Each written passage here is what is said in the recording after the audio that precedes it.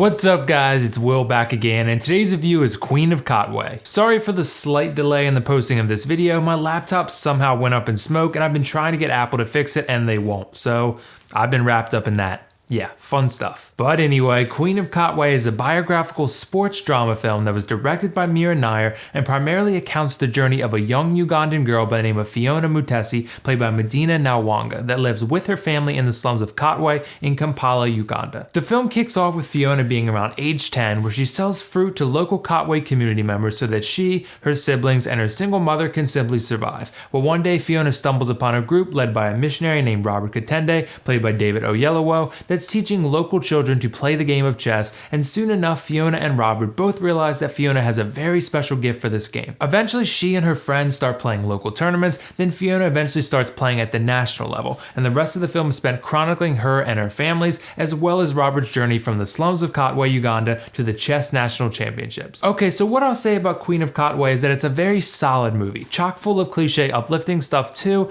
but it's a PG Disney film, so that's kinda to be expected. There are several things that this movie does really well, and there's a handful of things that don't feel near as natural or fluid. But let's start with some things that I did like, because we like to think positively at this channel. Now, this movie is based on a true story, and the filmmakers did a really nice job making this story feel realistic through the outfits and the environments and so forth. The cinematography and the overall locations of this film are just awesome, and it's actually very easy to immerse yourself into the story's environments because they look and feel 100% genuine. The film's shot really nicely from a technical standpoint too, albeit with a few awkward editing stints here and there, but overall the shots look really nice and they help add to the dramatic yet feel-good tone of the film. I also like the journey aspect of this story for the most part, although it does have some high highs and some low lows. What I mean by that is that there's some scenes that are really impactful and pull at your heartstrings, and some others that didn't quite hit me so hard because they felt a bit repetitive. I did love how you get to see our entire core cast of characters change over the course of a couple years pretty dramatically though.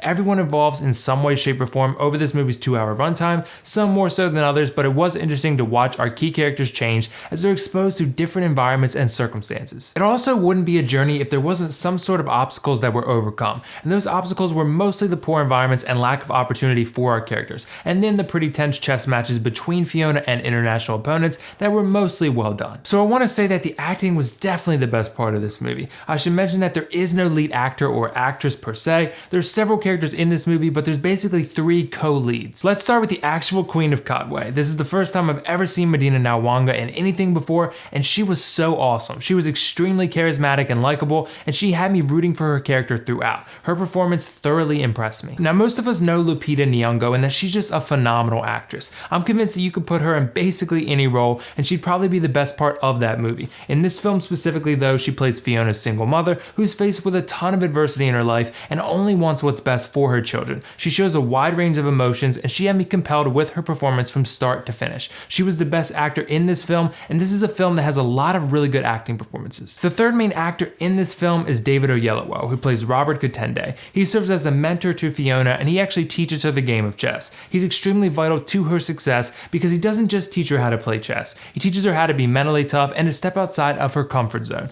And more importantly, he treats her like family, like he does all of his young students. David Oyelowo was really awesome in this role, and the only other film I've ever seen him in before was Selma, which I thought he deserved the Best Actor award for in 2015. Dude is great here once again. Another element of this film that I really enjoyed was the music. Most of it has that African vibe to it that once again allows you to immerse yourself into this story's environments. It really was a nice touch because it sets the tone for this story's scope and overall journey. I felt like I was right there in Katwe with all these characters that I actually became very invested in. Okay, so on to the negatives. Firstly, there are some very cliche elements to this film. Everything does operate in a very formulaic fashion, and some of the emotional moments do feel sort of cheapened by the nature in which they occur. For example, there's one point in particular where Fiona doesn't want to be near her mother, and this happens pretty inexplicably. Then eventually, within like 15 minutes, the two reform that close bond they always had just out of thin air basically. While the actual chess matches can be pretty tense, I do think there was a ton of missed opportunity in these scenes because they're incredibly brief. The tension and drama can tend to get sucked out of those scenes fairly quickly because they're over so fast, and if you're not a player of chess, you probably won't even know what's going on like I did. didn't. I also think there's a ton of missed opportunity just by the very nature of this film. The area of Katwe in which the story primarily takes place is not necessarily a great place to be. And while the story does get a little gritty at times, I think this movie could have been way more dramatic with a PG-13 rating,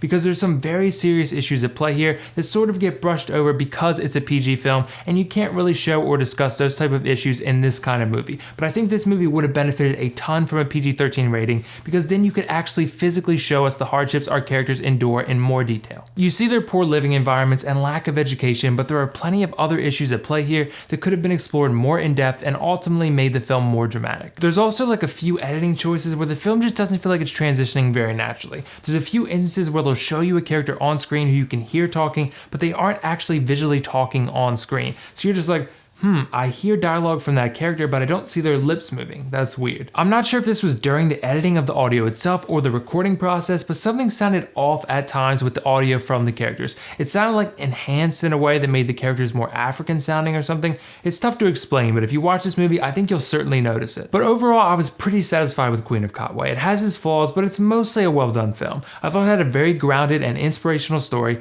great acting and characters, excellent cinematography, and music with a high immersion factor. I also thought the story can get a little too cliche at times. There's some missed opportunities drama-wise, and the editing can be a bit jarring in certain spots. I'm still going to give Queen of Katwe an 8 out of 10 and recommend that you see this one in theaters if you're looking for an emotional, inspirational, and well-acted film. So did you guys see Queen of Katwe yet? What did you think of it? Let me know your thoughts in the comments below. And if not, let me know whether you'd be interested in watching this film or not. And as always, if you like this video, click that like button and don't forget to subscribe to my channel for much more content like this. That's all for now though. This is WillFoxification signing off. See you in the next review.